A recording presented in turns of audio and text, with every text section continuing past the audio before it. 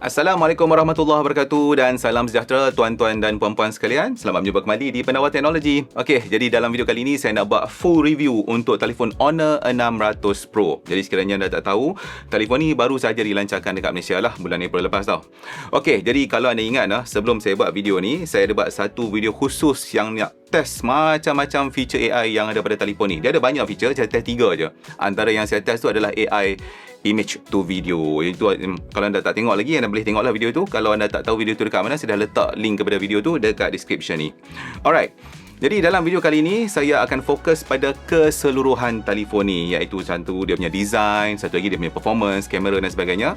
Dan yang paling penting, kita akan tengok adakah telefon ni berbaloi dengan harga dia yang 3,000 lebih untuk yang 256GB storage atau yang 3,200 lebih, 3,300 tak silap dekat lah untuk yang storage 512GB.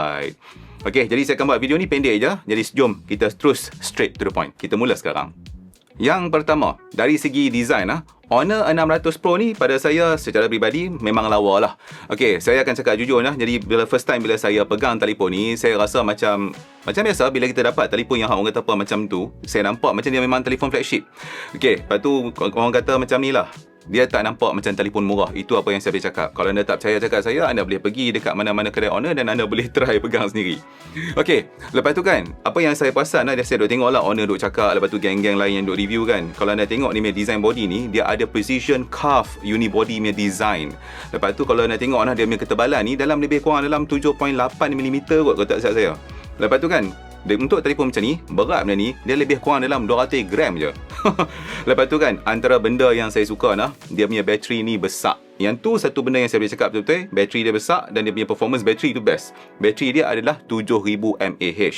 Okey, jadi kalau anda tanya saya secara secara jujur saya rasa telefon ni daripada segi saiz dia untuk orang macam saya cukup ngam. Lepas tu tebal dia pun tak nipis sangat, tak tebal sangat. Dan dia punya orang kata apa, berat dia tu memang ngam. Cukup lah. Nak kata ringan sangat rasa murah pun tak, nak rasa berat sangat macam iPhone pun tak. Okey, jadi yang menarik tentang design ni, satu benda saya nampak ni kan, dia punya bezel hitam dekat dalam display tu saya duk tengok lah dia punya specification tau. Bezel hitam ni kalau saya boleh tunjuk dekat anda secara kasar lah, saya buat macam ni kan, dia punya jarak tu 0.98mm. Jadi saya carilah kat internet, tanya ChatGPT kan, kalau saya nak compare 0.98mm tu besar mana. Anda kalau nak tahu besar dia punya bezel tu, jarak dia berapa, dia lebih kurang macam duit shilling 5 sen kita tau, yang tebal dia tu. Sebab 5 sen tu dalam berapa milimeter tu kan.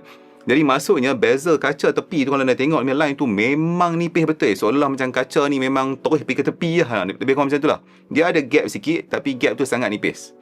Okey, jadi untuk warna ni, kalau anda tengok macam saya duk pegang ni kan, ini untuk pengetahuan anda, ini adalah warna gold. Okey, telefon ni dia datang dengan 3 warna. Satu yang warna orange, lepas tu yang color golden macam ni.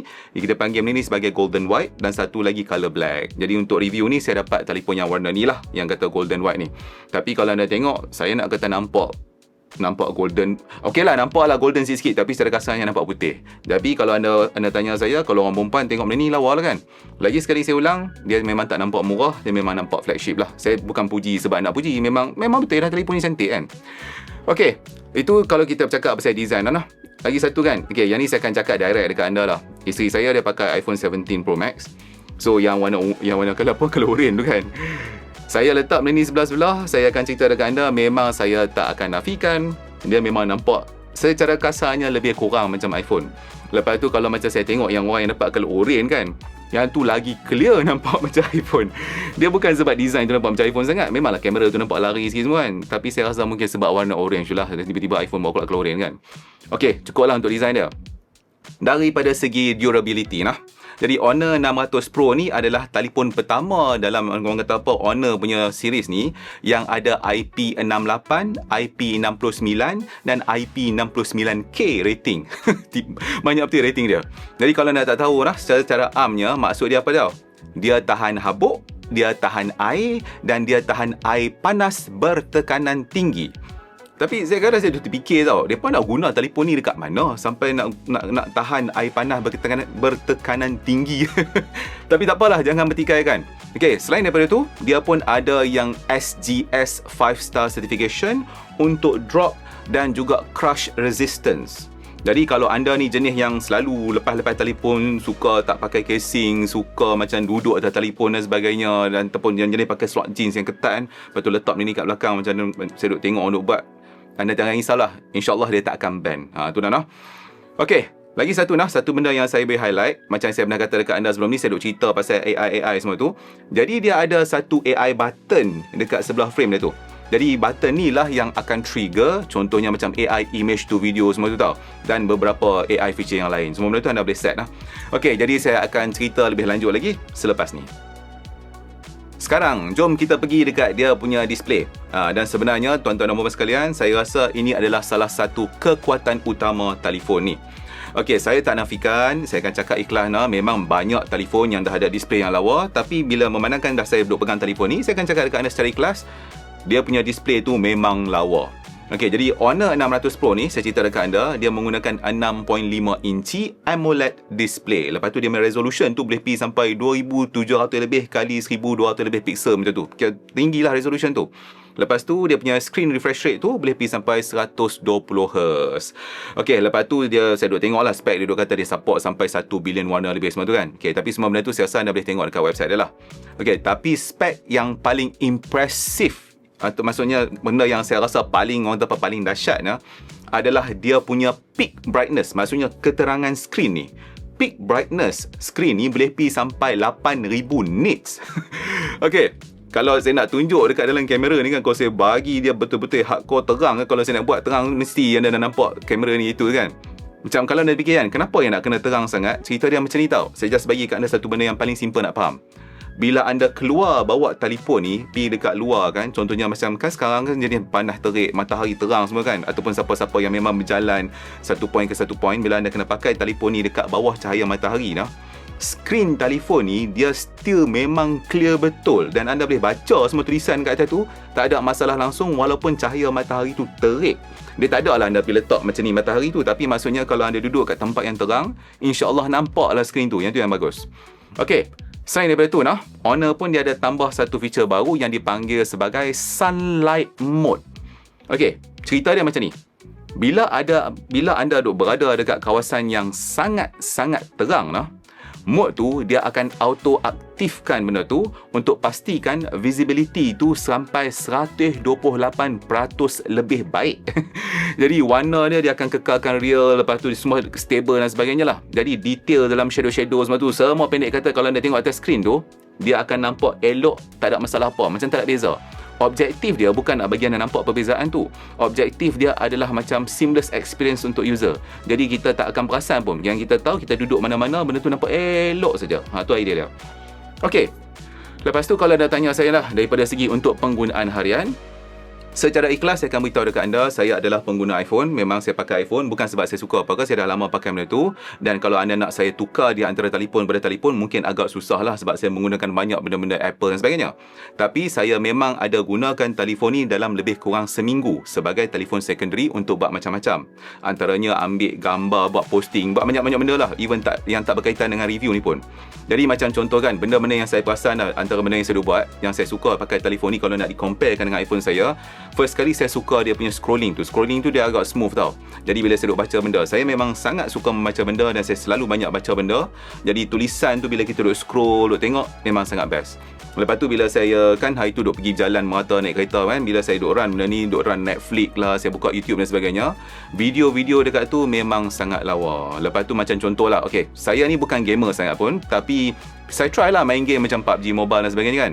Memang dia punya display tu memang okey sangat lah. 120MHz tu dah memang orang kata apa, kalau anda tanya saya, untuk dapat user experience yang elok, itu adalah lebih daripada memadai.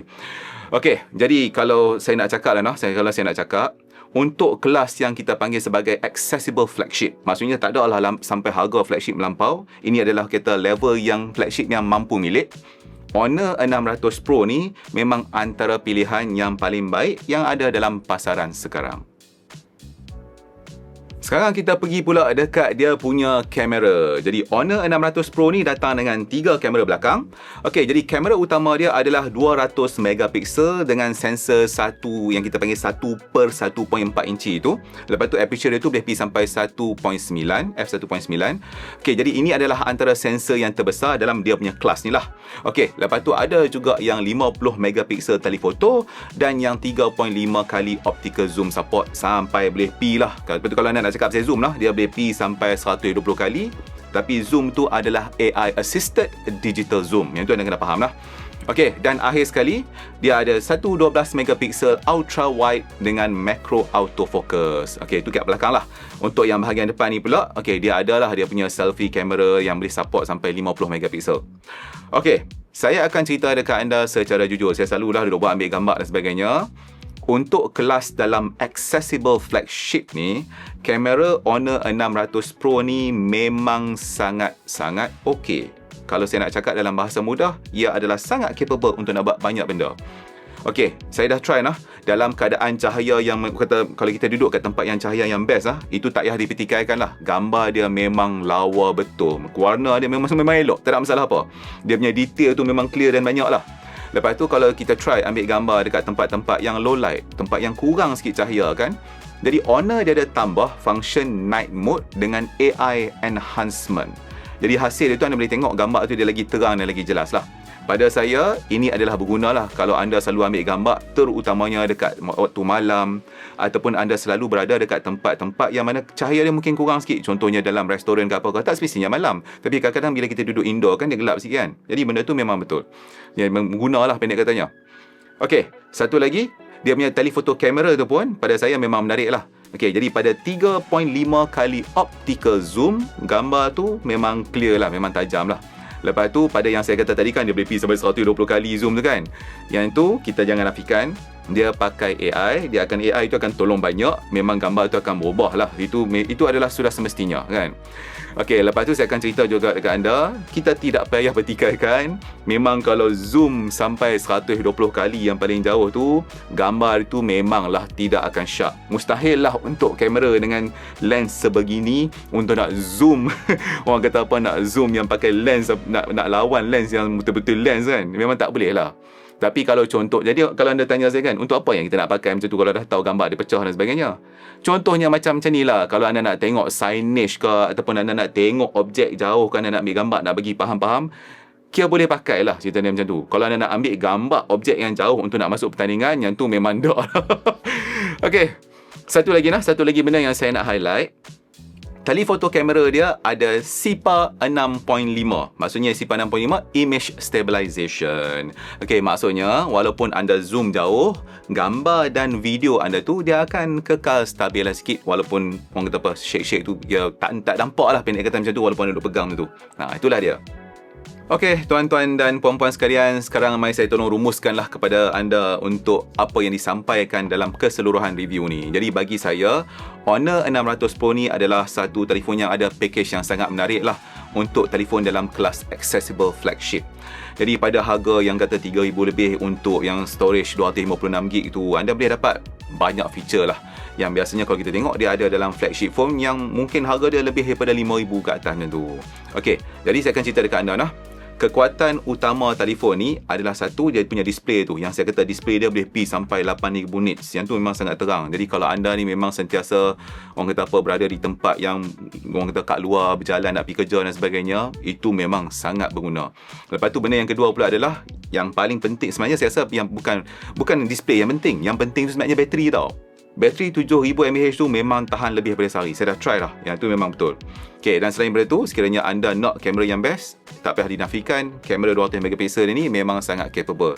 Dan kalau anda ni adalah orang-orang yang suka AI dan sebagainya, ataupun suka nak explore pasal AI, nak guna AI untuk buat macam-macam, dia punya functionality AI yang ada dalam ni, pada saya memang sangat best. Saya tak nafikan, function tu ada yang mungkin kena bayar lepas ni, tapi buat sementara waktu ni, selagi mana anda boleh pakai dulu. Sebab saya rasa benda tu adalah amat mudah untuk nak digunakan dan kita tak nak fikir nak register, nak subscribe kepada servis yang pelik-pelik lah. Okey, jadi kalau dah tanya saya kan, siapa yang sesuai nak beli telefon ni? secara amnya saya rasa telefon ni sesuai kalau contohnya anda ni adalah seorang content creator ataupun social media user yang banyak ambil gambar ataupun dengan secara mudahnya kan, pengguna yang selalu berada dekat luar. Tak kisahlah anda ni adalah pekerja gig ke apa ke, skrin yang terang ni memang sangat berguna bila duduk dekat luar. Yang tu memang real. Okay. Ataupun satu lagi, saya rasa macam orang yang selalu sakit hati kalau bateri dia habis cepat. Okay, kenapa saya kata macam tu kan? Memang serius tau. Saya charge benda ni dalam 2-3 hari lepas. Kan saya beritahu dalam video sebelum ni, saya buat testing wifi lah apa lagi-lagi kan. Bateri dia memang tahan lama betul. Jadi dengan harga saya rasa dalam 3,000 ke 3,500 tu, ini adalah satu pilihan yang baik lah kalau sekiranya anda sedang mencari telefon yang baru. Okay, tapi saya nak cerita dekat anda noh. Kalau anda ni contohnya jenis pengguna yang perlukan benda yang betul-betul laju, contohnya macam saya kata tadi kan, not USB 3.0 ke atas dan sebagainya, nak transfer laju dan sebagainya, benda ni mungkin kurang sikit lah. Tapi pada saya itu semua tidak menjadi sebarang masalah. Sebab kita bukan nak transfer data laju setiap hari pada telefon pun, tidak. Okay, jadi bagi saya Honor 600 Pro ni adalah satu orang kata apa, benda yang baik lah apa yang Honor buat untuk nak masuk dalam pasaran accessible flagship. Jadi saya cadangkanlah anda untuk pertimbangkan telefon ni, lagi sekali kalau anda sedang mencari telefon yang baru untuk di-upgrade pada tahun 2026 ni. Okay, anda jangan percaya cakap saya daripada segi saya pegang ni best ke tak. Anda pergi dekat kedai Honor tu, anda try sendiri. Jadi kalau anda rasa okey, maka mungkin ini adalah apa yang patut anda pertimbangkan. Alright, tuan-tuan dan puan sekalian, jadi sekiranya video ini membantu anda, jangan lupa untuk nak subscribe kepada channel YouTube Pendawa Teknologi kalau anda tak subscribe lagi, dan juga follow lah Pendawa Teknologi di semua social media utama yang ada di internet ni. Itulah dia tuan-tuan dan puan sekalian. Okey, saya rasa sampai sini dululah video kali ini. First kali saya nak ucapkan terima kasih kerana menonton. InsyaAllah kita jumpa lagi. Assalamualaikum.